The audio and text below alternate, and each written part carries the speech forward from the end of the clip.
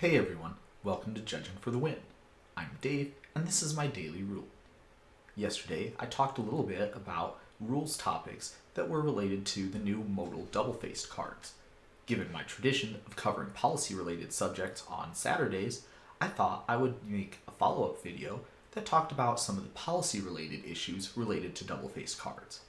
One nice thing is that a lot of this stuff applies equally well to modal double-faced cards and the older transforming double-faced cards.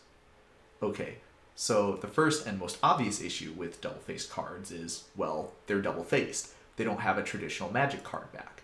Of course, that manifests itself in all kinds of different tournament issues because, well, there's a lot of times in Magic gameplay where fair play relies on neither player being able to distinguish what the next card down is. One place where that's particularly evident is in drafting.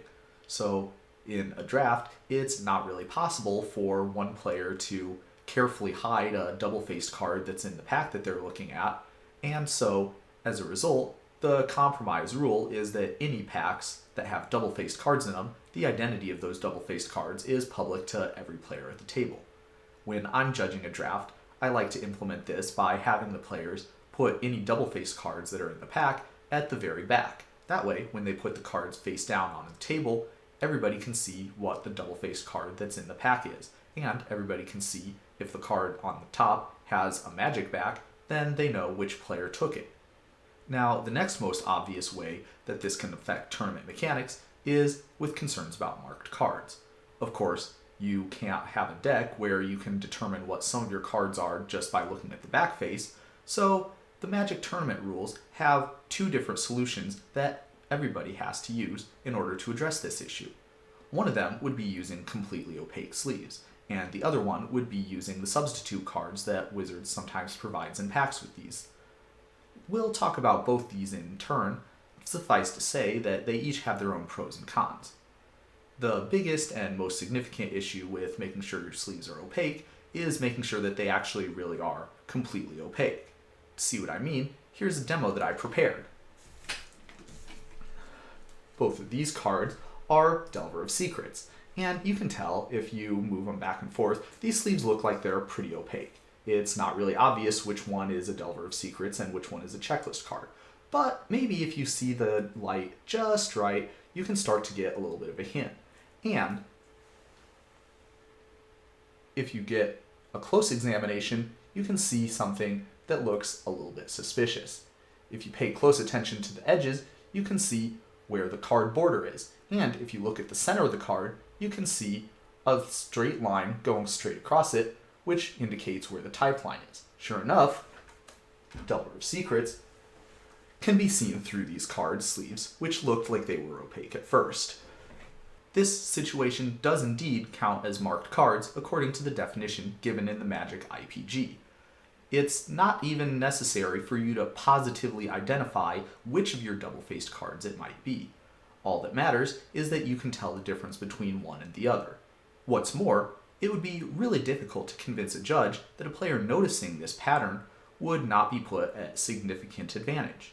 That means that the penalty for this instance of marked cards is eligible to be upgraded to a game loss. This is an especially pernicious problem because, as you could see in the demo, its extent was highly variable depending on the lighting conditions and what angle you were looking at the card. Accordingly, it's very difficult to make a good decision about whether a specific set of sleeves would be okay or not if all you're going off of is how they look at home.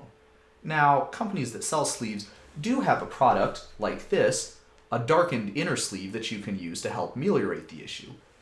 In my experience, this sometimes helps and sometimes not, depending on, again, a lot of different other factors.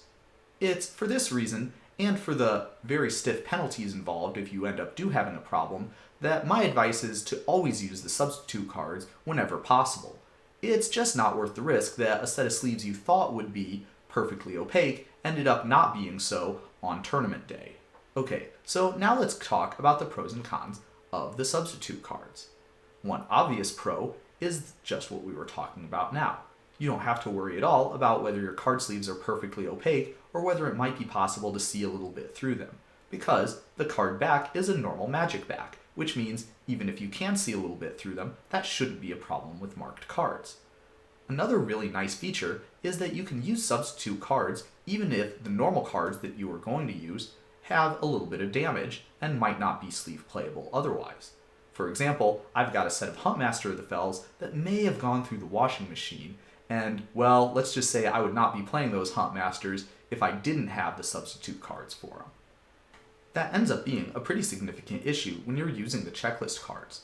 If you use a pen to check a card box out, or to write the name of a card on there, well, it's possible that the pressure of writing might deform the card face or the back card face a little bit and make it possible to tell by sight or by feel that the card in question is different from the normal ones. Of course, this is no better than having cards that are distinguishable by sight, and so for that reason, I recommend always using a permanent marker to make your selections or write your names down when you're using those checklist cards.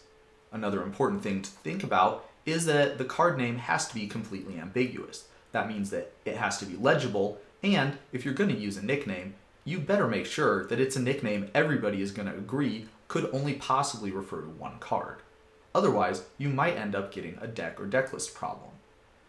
Another important thing to think about along those lines is that if you have, say, a Delver of Secrets, you can't have one Delver of Secrets that you use a checklist card for and the rest that you use normal, actual double-faced Delvers for.